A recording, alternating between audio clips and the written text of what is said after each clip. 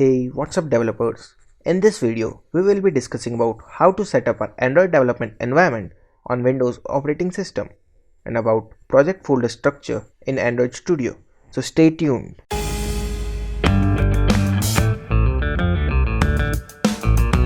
To download Android Studio, open the browser in your computer and search for Android Studio.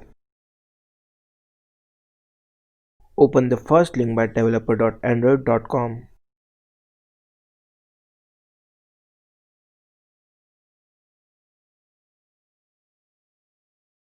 Click on the Download Android Studio button. Read the terms and conditions if you want to. Check the box for acceptance of terms and condition. Click on the download button and your download will start in few seconds. To download bigger files, I suggest using a download manager. After the download is complete, run the .exe file you have downloaded. Click on the next. Do not change the default settings if you don't know what you are doing. If you are installing it for the first time, Android Studio will ask you to choose the theme and it will download some more files before it is ready to use.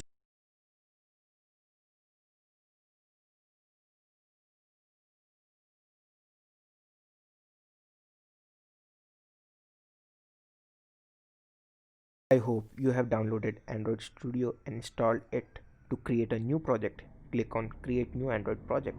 These are the templates provided by Android Studio. Templates are Android apps that have all the necessary parts but doesn't do much. The purpose is to help you get started faster and save you some work. From the templates, select the basic activity. Give your project or app a name. Select the minimum SDK. Minimum SDK indicates the minimum version of Android that your app can run on. Click on Finish.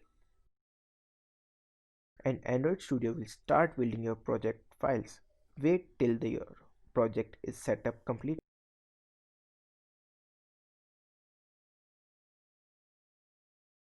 To complete the Android development environment, you need either a physical Android device or an emulator to run your apps.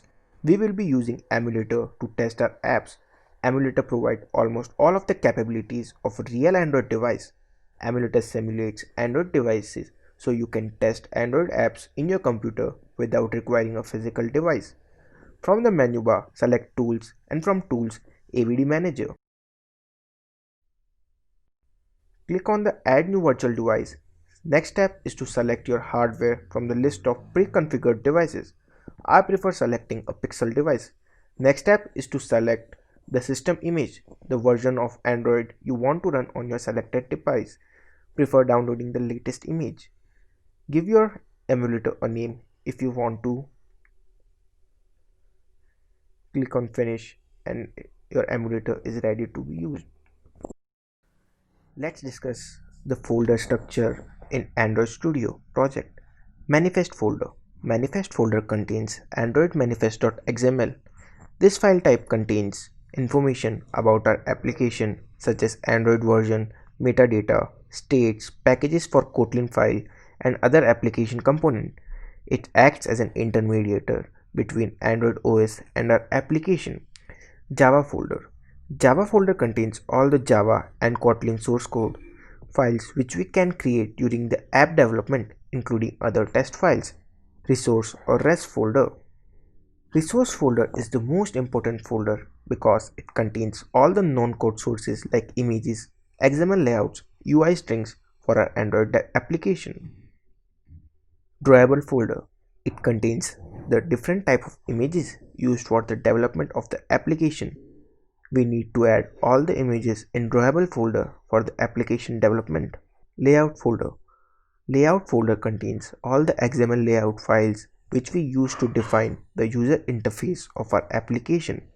It contains the activity main.xml file. Bitmap folder. The folder contains launcher.xml files to define icons which are used to show on the home screen. It contains different density type of icons depend upon the size of the device such as HDPI, MDPI, XHDPI. Value folder. Value folder contains a number of XML files like strings, diamonds, colors, and style definitions.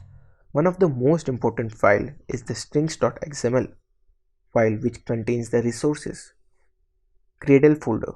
Gradle means automated build system and it contains number of files which are used to define a build configuration which can be applied to all modules in our application. In build.gradle project, there are build scripts, and in build.gradle module, plugins and implementations are used to build configurations that can be applied to all our application modules.